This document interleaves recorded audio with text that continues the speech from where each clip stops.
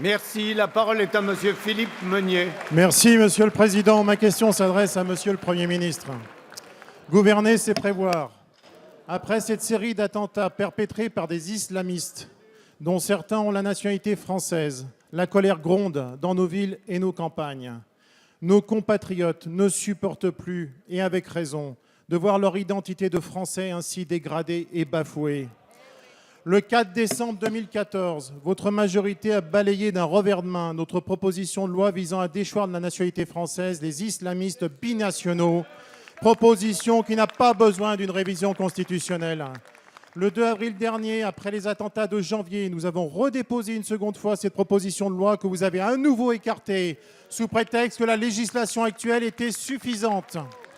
Hier, le président Hollande a reconnu que la législation ne répond pas à nos besoins de sécurité, ce qui revient de facto à soutenir notre proposition au mot près. Que de temps perdu, que de temps perdu.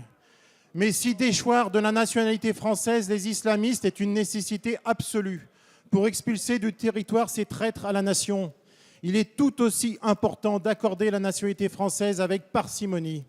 Or, depuis l'élection de François Hollande, le nombre de naturalisations augmente sans cesse. La semaine dernière, vous avez décidé d'attribuer plus largement encore la qualité de Français aux étrangers, déclarant même vouloir en doubler le nombre. Outre le caractère symboliquement fort de cette acquisition, vous n'êtes pas sans savoir qu'accorder la nationalité française à un étranger lui donne des droits conséquents, notamment en termes de liberté de circulation et de résidence sur notre territoire. Ma question est donc directe. Allez-vous sans plus attendre revoir votre politique afin de rendre plus restrictives les conditions permettant d'obtenir la nationalité française? Merci. La parole est à Monsieur le Premier ministre Manuel Valls. Monsieur le Président, Mesdames et Messieurs les députés, Monsieur le député Meunier, l'action contre le terrorisme de guerre se mène sur tous les fronts, je veux le rappeler.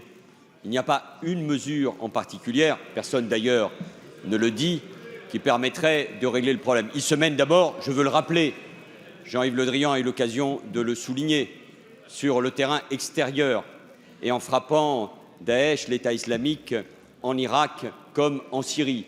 C'est ce que nous faisons en Irak déjà depuis 2014, c'est ce que nous faisons depuis plusieurs jours en Syrie. Et je le disais tout à l'heure, les événements terribles que nous avons connus permettent aujourd'hui de faire bouger les lignes et un certain nombre de pays et de créer, nous l'espérons, cette grande coalition contre le terrorisme. Et je veux, de ce point de vue-là, ici également saluer l'engagement de nos pilotes sur les Rafales, sur les Mirages, et qui désormais tous les soirs, toutes les nuits, accomplissent ces opérations.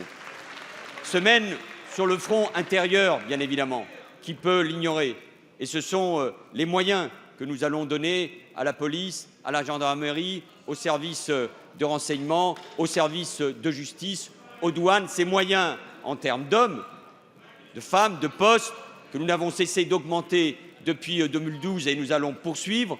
Mais ce sont également des investissements importants, tant les budgets de fonctionnement ont baissé entre 2007 et 2012 et dont la police et la gendarmerie ont besoin. Parce que pour faire face à ce terrorisme, nos forces de l'ordre ont besoin de moyens. Et puis ce sont les choix qui ont été évoqués hier par le Président de la République pour ce qui concerne notamment la révision constitutionnelle, pour intégrer un certain nombre d'aspects de la loi de 1955 et de celle révisée que nous présenterons demain en Conseil des ministres, mais aussi, le Président de la République le rappelait, pour ce qui concerne la déchéance de la nationalité. Apporter une réponse juridique efficace, le ministre de l'Intérieur le soulignait, au défi du terrorisme, c'est donc élargir la possibilité de déchéance de nationalité. Le Code civil permet de déchoir de sa nationalité une personne ayant acquis la nationalité française, ayant été condamnée pour terrorisme, sauf si cela a pour effet de le rendre apatride. La révision constitutionnelle proposée permettra de déchoir également de sa nationalité une personne née française, disposant de la double nationalité et condamnée pour des faits de terrorisme ou pour atteinte aux intérêts fondamentaux de la nation.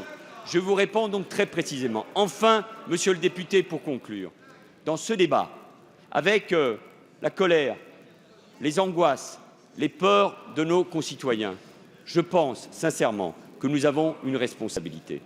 C'est de faire en sorte que l'unité de la nation soit préservée. Chacun, pas uniquement l'unité de la représentation nationale, pas uniquement de ceux qui représentent la nation, mais de la nation. Et la confusion que vous opérez dans votre question, le fait de rendre, par les propos que vous tenez, tout étranger suspect, ça, vous nous trouverez toujours devant pour dire non. Non, précisément, je veux rappeler que sur les trottoirs de Paris, monsieur le député, et dans la salle du Bataclan, il y a eu des étrangers qui ont été tués. Il y a eu des Français d'origine étrangère. Il y a eu peut-être même, monsieur le député, des Français qui avaient acquis leur nationalité. Et parce que moi, parmi d'autres, je fais partie de ceux qui ont décidé un jour de devenir français, parce que j'aime ce pays par-dessus tout, je ne permettrai jamais cet amalgame qui met en cause les valeurs de notre pays.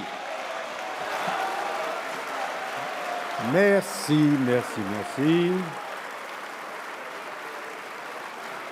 Allez, je vous demande de vous rasseoir, s'il vous plaît.